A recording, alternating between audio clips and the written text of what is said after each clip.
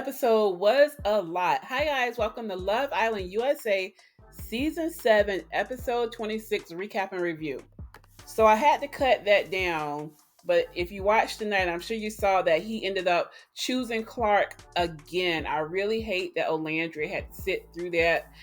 I think it just all bubbled over. She's been taking so much the last few weeks, getting dumped in Casa, getting dumped by Taylor once she got back, having to watch Taylor be overly physical and touchy with this new girl when he gave her none of that. And she mentioned what I'm sure has been in the back of her mind the whole time. She saved him. She could have picked Jalen. We wanted her to pick Jalen. I don't understand why she didn't see that we gave her Jalen because Taylor, it wasn't there with Taylor. But as you saw, she made a point of saying, if I moved like him, he wouldn't be here because she would have picked Jalen, which she should have. And then when he said he picks Clark, you got Zach and Pepe over there talking about, ooh, he stood on business. Shut up and pack your bags because y'all need to be next out the door. There was so much that went on this episode tonight. The producers said, we don't have any love on this island. This is going to be messy island. We're going to have it out. So we're going to get into the rest of this game and everybody else, but let's back it up to the beginning and go through this episode.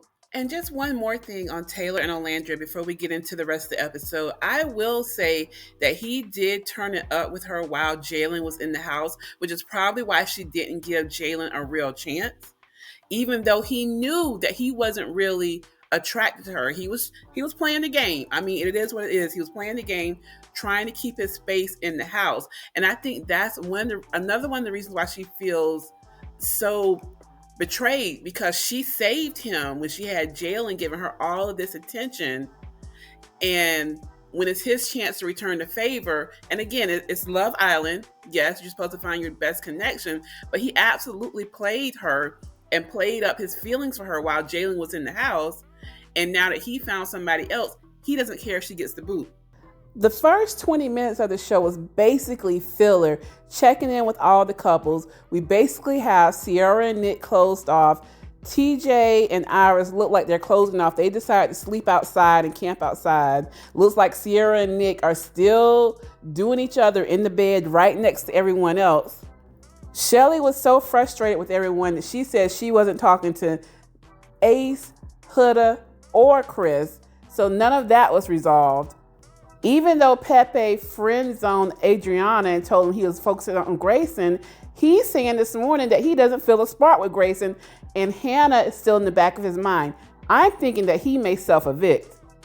Now, if he does that, and Hannah has already hooked back up with Charlie, that would be a mess. Taylor is giddy and says that Clark is putting him in his soft boy era. What is a soft boy era? But he's still not being honest with Olandria that he really doesn't have any interest in pursuing anything with her. So she still thinks that Taylor is her best connection.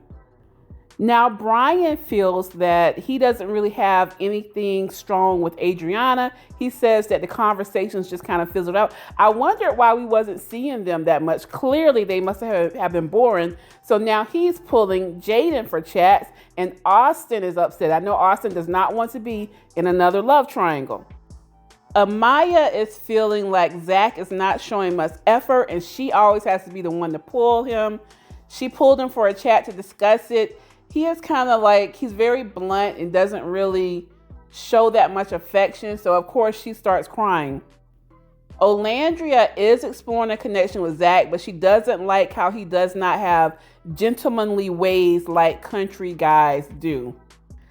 So right now, the villa is basically in shambles, and we're getting ready to go into this messy game. Everybody is hyping each other up to write down their grievances with people to air out in this game, things that should be one-on-one conversations. So I just know the second half of this episode is about to be a mess. So all of the islanders got postcards to send to the other islanders. They could be anonymous or they can sign it and write their name on it. They call this They call this game Standing on Business. So some people decided to put their names on it. Some people put anonymous. And they came out swinging right out the bat. First up was Austin. And they said they don't see how he's made it so far because he doesn't put in much effort with the ladies. The person remained anonymous, but Adriana claimed it and said she did that because she didn't feel like he was putting in effort with the Shelly, Ace, Austin triangle. Now, Pepe calls out Olandria, Sierra, and Shelly for voting Hannah out, but not Huda. And Huda was a part of the vote, and Huda tried to talk to him the day before. So clearly, she probably had some influence over them as well. So I don't understand why he did not include Huda's name on his. Shelly and Nick also got called out for being loud in the bedroom. We were sure that people were upset with that. So Austin and Ace somewhat came for Amaya for being so emotional and intense, and she did break down and cry. Ace tried to explain why he got upset with her calling him babe so soon. He said it was too much too soon, and sometimes you have to meet people halfway. Brian actually piped up to take up for Amaya and said, coming from an Hispanic household, that's how we talk, babe, mi amor. We're just very affectionate people. And sometimes, he told Ace, sometimes you have to meet other people where they are. Now I'm thinking, Brian does not want Adriana, and Zach does not want Amaya. I would like to see Brian and Amaya try it out. What do y'all think? So then after Amaya is already crying, here comes Zach, wants to pipe up and say he let her kiss and hug him and talk to him, but it just got to be too much and he had to take a step back. And I'm like, really, Zach? The girl is already crying. The other two guys just piled on her. Why did you have to do that now in front of everybody? And she called him out for that. She's like, I gave you the opportunity. She loves to say opportunity to say this to me earlier, and you wait till now in front of everybody. Like, what's up with that? So she was done and she ran out crying, and Sierra comforted her and told her, F Zach and you be Amaya. And then we get to Ace and we turn the messiness up to volume 20. Austin decides to ask him about being the leader. Basically, he calls out, without saying it, Nick and Taylor for following Ace around like little puppies, and Ace being the leader of the group. And Ace kind of owns it. He's like, yeah, I'm a leader. And when I see something that I don't feel is right, I'm going to speak up about it.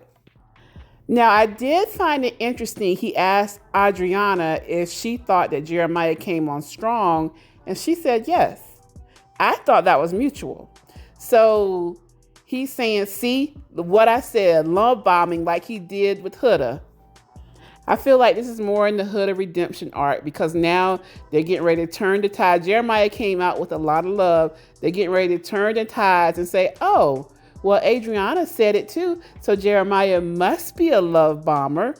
And Huda was right. But nevertheless, Austin and Ace go back and forth about how Ace stands on business and speaks his mind, and Austin doesn't. And he ropes Amaya back into it and talks about how Austin talked about Amaya behind her back to the guys. I'm like, why is Amaya catching strays? But she didn't break down this time. She actually got upset and called Austin out on his mess. So needless to say, we're not even halfway through and the villa is in shambles.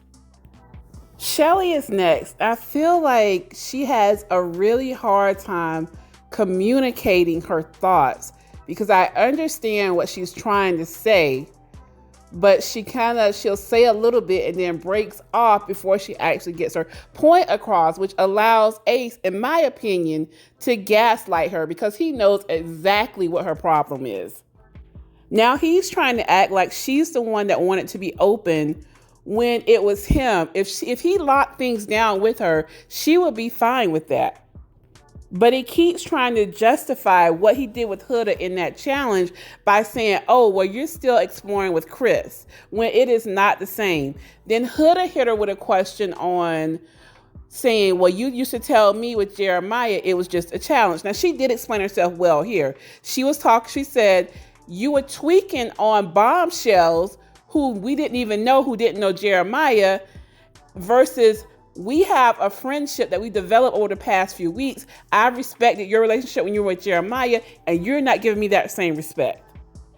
So Huda did apologize and ask for forgiveness, but Shelly just collected her cards and sat down. By the time it was over, both of their eyes were red like they were about to cry. Next up is Huda, and surprisingly, Nick is the first one to call her out. He put his name on it, and he calls her out specifically for Hannah losing her chances. I'm telling y'all, I feel like Huda was behind that vote because she wanted Pepe, but they got sent to Casa Amor. I feel like they're protecting her by not putting that out there. But Nick feels like Huda got chances that Hannah should have had, and Hannah should not have been voted out. So Huda didn't even finish hers. Her questions were about being a girl's girl, and then her and Shelly got into it about loyalty. And I honestly think the girls in the villa are still holding a lot of resentment towards Huda for how she acted the first few weeks and what they put up with her. Because we know we were all tired of her at home because it was the Huda show. And even Hannah has said in her interviews that there was so much more that we didn't see, that it was just a nightmare. So I do think that it's not just what happened in that competition, that challenge. I think it's a build up of having to deal with her for the past few weeks. And now that the roles are reversed and that she's out here single, she's kind of doing what she wants to do and not abiding by the rules that she expected the other girls to abide by. Drop in the comments and let me know your thoughts. So when Chris went, most of the girls thought that he was really just with Huda to get a spot in the villa. He said, I could give a F. I could be overseas playing ball. Then Shelly asked him, and she put her name on it, about the quick switch up. And I'm like, Shelly, do you really want Chris? I think that's what this is about. I think Shelly really wants Chris.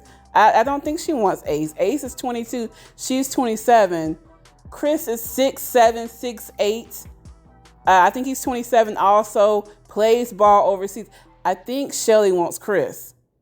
So after her questions to him during this challenge, I really don't know how Ace is going to take this. I'm waiting to see this conversation. I don't know if they're going to continue. So we have already talked about Olandria and Taylor, so we won't go over that again. But we are almost 2 weeks, maybe less than that, from the finale, and none of these couples are on strong footing. Now, what I saw tonight was production, actually for the last couple of days, production definitely played up Shelly as the villain, Olandria as the desperate one, and they're kind of setting this up, and then they had a vote right after that. So I definitely think they will both be vulnerable. Now, notice how TJ and Iris are getting a great edit. They're not showing them that much outside of talking about the drama that's been going on with the other couples. We saw this in other seasons as well, where we start off with a very diverse cast. By the end, they try to whittle that down, cause a lot of drama with them, get the public against them. They're vulnerable and get voted out. And the cast at the very end looks very different. We've seen this, seems like every other season we see this. In season 3 and season 5, we care nothing about this cast by the time it got to the end. And it's looking like it's going to be the same this time. We'll see how this vote goes when we get back to Thursday night. Now, I will say season 3, even though I didn't care who won, Hannah and Marco are engaged, and Taylor and Bergie are still together. And Bergie kind of kept getting saved, like Huda was kind of a production pet as well. And he's all but said that in interviews post-show.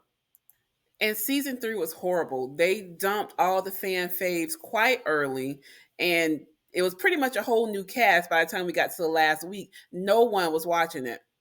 And it was another situation where someone that everyone wanted voted out, Jeremy, got saved over and over and over and floated on to the finale. Same thing with Rob last season.